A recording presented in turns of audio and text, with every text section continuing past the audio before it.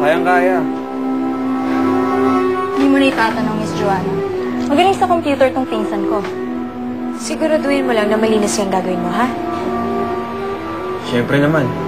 At ang importante sa lahat, dapat walang makaalam.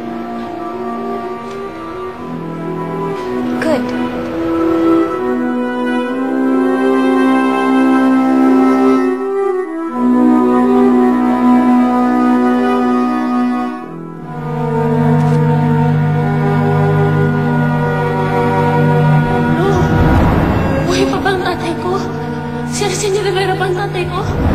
Gusto ko lang pong malaman yung totoo.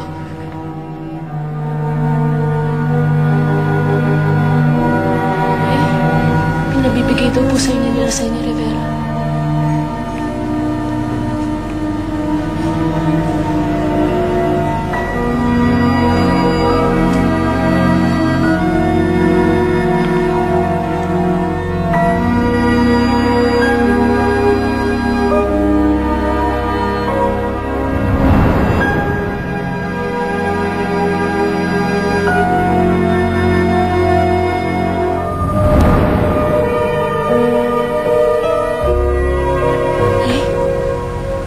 Sino ba si Arsenia Rivera?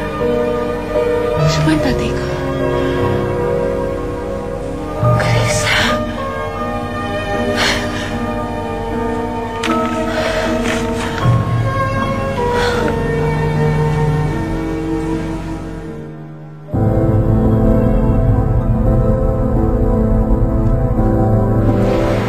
Andiyan na ba si Boss Elena?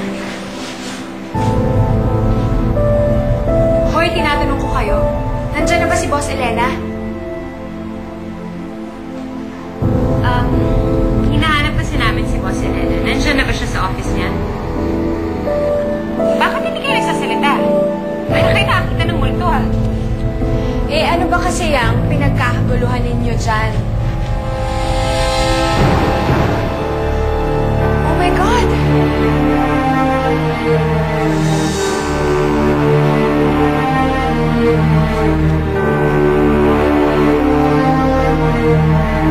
Bakit? Ano yan?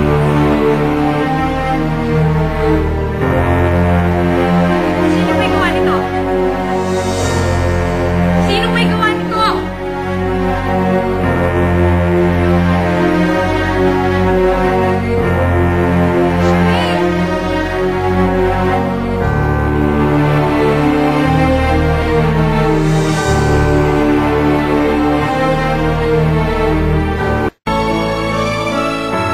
Pero sino naman ang gagawa ng ganun?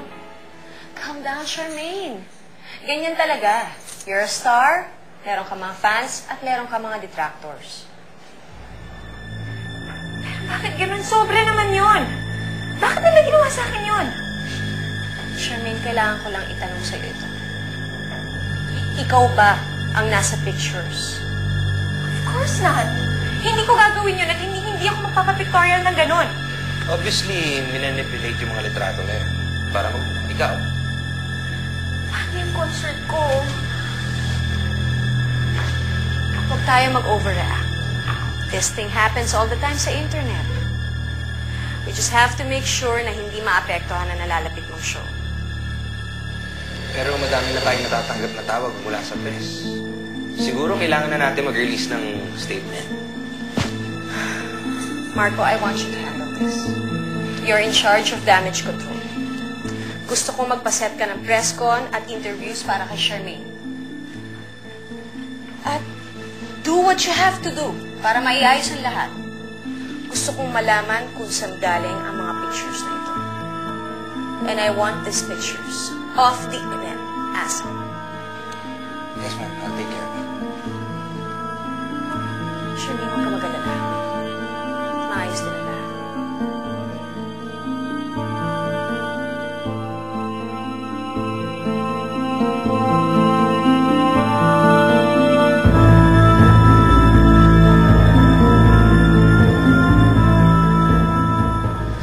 Alam mo, Mimay, kahit sasabihin sa akin ni Lolo na hindi, malakas ang kutob ko na si Arsenia Rivera ang tatay ko. Hindi ko alam, pero parang pakiramdam ko nagsisinungaling sa akin si Lolo. kung yung Arsenio Rivera nga ang tatay mo, laki ang pag-asa na buhay pa siya. Buhay pa siya, Mimay. Nararamdaman ko na buhay pa siya. Hanapin ko siya. Hanapin ko ang tatay ko. Darating din ang araw na mahanap ko siya. Buong pamilya namin. Gusto mo naman siya hanapin. Hindi ko alam. Saan kaya nakuha ng lolo ni Eric ang komposisyon na yun?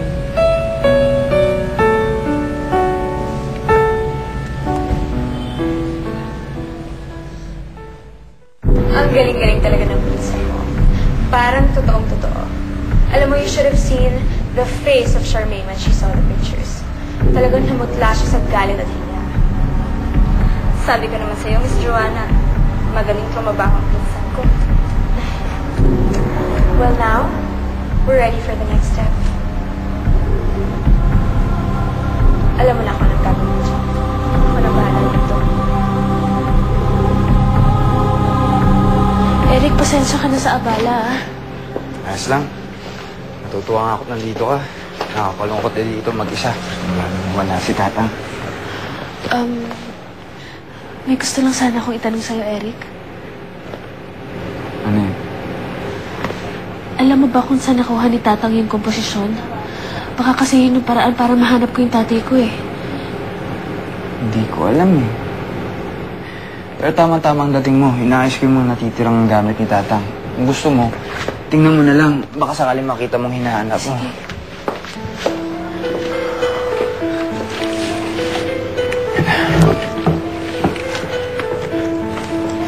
Ang dami palang awards na nakuha ng tatay mo, ano? Respetado siya sa industriya. Kaya nga kahit pa paano, gusto ko rin mag-iwan ng sarili mata. Parang si Tatang. Nakakalungkot lang na wala na siya. Miss na miss ko na nga siya eh.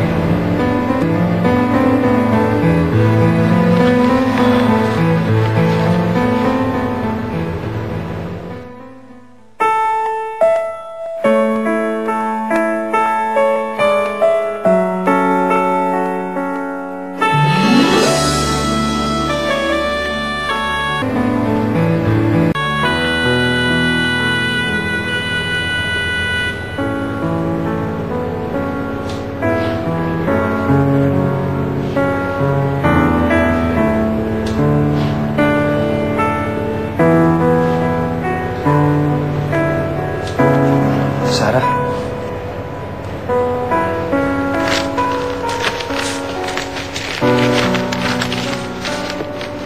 Tatang Pastor, hayaan niyo pong magpakilala ko sa inyo. Kaibigan po ako ni Arsenio. Ipinabibigay na po ito sa inyo sa pag-asang matulungan niyo siya na iparating ito sa asawa niya, Manuel. Siya siguro yung nagpadala kay Tatang ng komposisyon. Saan natin mahanap si Manuel? Marketer natin sa envelope. Manuel Laksamana, 451 Nara Street, Quezon City. Baka may alam siya kung nasaan si Arsenio. Kailangan ko mahanap si Manuel. Sasamahan na kita. Hahanapin natin yung Manuel na yan.